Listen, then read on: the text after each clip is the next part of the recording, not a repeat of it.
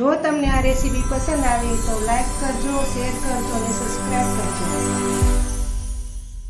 બધાને જય શ્રી કૃષ્ણ. હું સગુણાબેન આહિર સુરતથી આપ સૌનું મારા કિચનમાં સ્વાગત છે. આજે આપણે બનાવીશું ફરાળી ભાજીની રેસીપી. તમને જો આ બટેકાની ભાજીની રેસીપી સારી લાગે તો મારી ચેનલને લાઈક, શેર અને સબસ્ક્રાઈબ ચોક્કસથી કરજો અને વધારેમાં વધારે તમારા મિત્રોને મારી રેસીપીઓ શેર કરજો. તો ચાલો બટેકાની ભાજી બનાવવાની શરૂઆત કરીએ. આપણે એકદમ નવી રીતથી બટેકાની ભાજી બનાવવાની છે. તો તેના માટે મેં અહીં 5 નંગ બટેકા બાફીને તૈયાર કરેલા છે. તેને પહેલાં આપણે સુધારી લેશું. જ્યારે ભાજી બનાવી હોય ત્યારે આપણે 1 કલાક પહેલાં બટેકાને બાફી લેવાના. આ રીતના એકદમ ઝીણા સુધારવાના.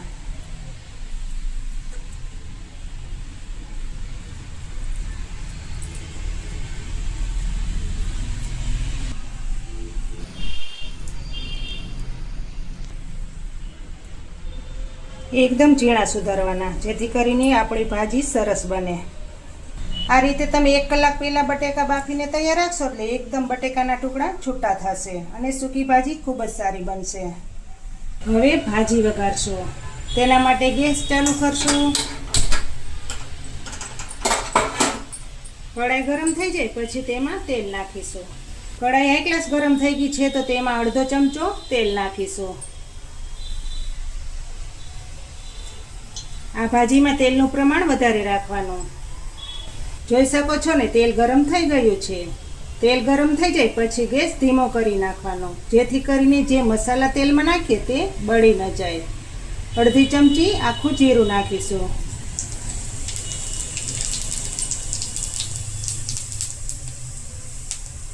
અડધી ચમચી હિંગ નાખશું. લીલા લીમડાના પાન નાખી દેશું. ટુકડા કરીને નાખીશું, જેથી કરીને ભાજીમાં ટેસ્ટ ખૂબ જ સારો આવે.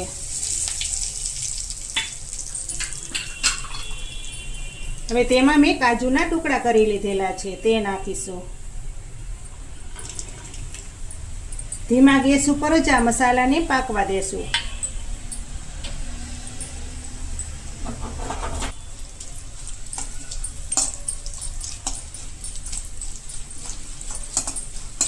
કાજુનો કલર થોડો ચેન્જ થવા દેશો. તેમાં થોડીક આપણે સૂકી દ્રાક્ષ નાખીશું.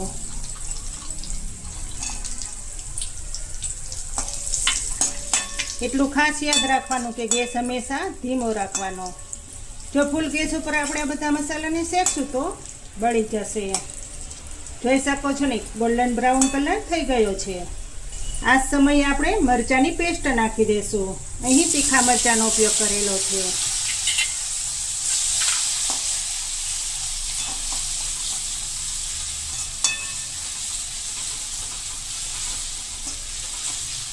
હંમેશા ભાજીમાં તીખા મરચાંનો જ ઉપયોગ કરવાનો. તે ખૂબ જ સારી લાગે છે ભાજી.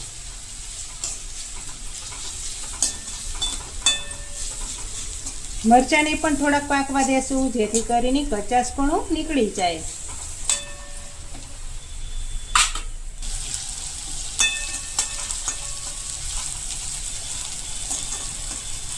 જોઈ શકો છો ને, મરચાં પણ સરસ રીતે પાકી ગયા છે. મસાલાની સાથે અડધી ચમચી નમક નાખી દેશું. અડધી ચમચી સંચર પાવડર નાખશું, જેથી કરીને ખાવામાં હળવી લાગે ને પેટમાં વાયુ પણ નથી કરતી.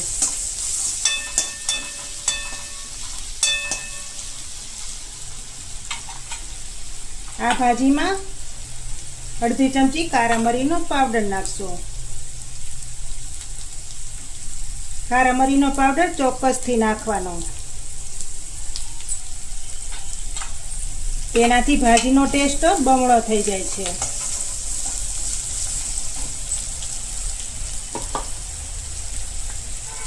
એક ચમચી ધાણા જીરાનો પાવડર નાખશું. 1 ચમચી ખાંડ નાખી દેશું.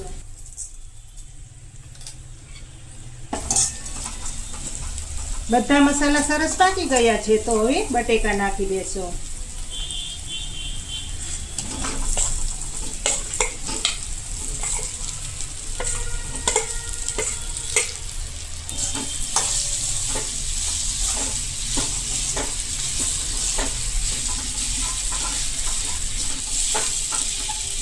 આ રીતે બટેકાના જે મોટા ટુકડા હોય તેને ચમચા વડે ભાંગી લેવાના.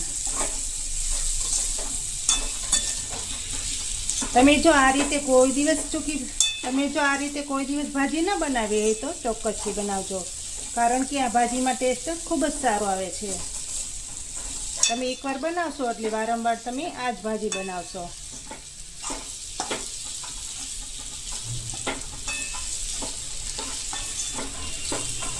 હવે લીલા ધાણા નાખી દેશો.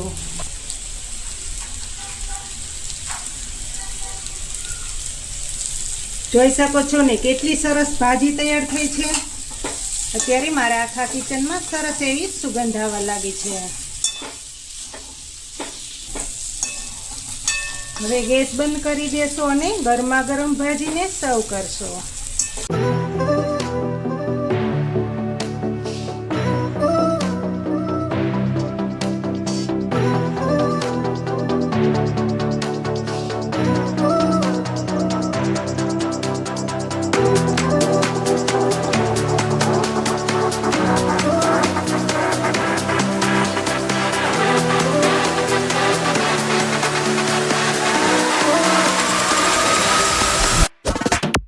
તો તમને ફરાળી ભાજીની રેસીપી કેવી લાગી તે મને ચોક્કસથી કમેન્ટ બોક્સમાં જણાવજો.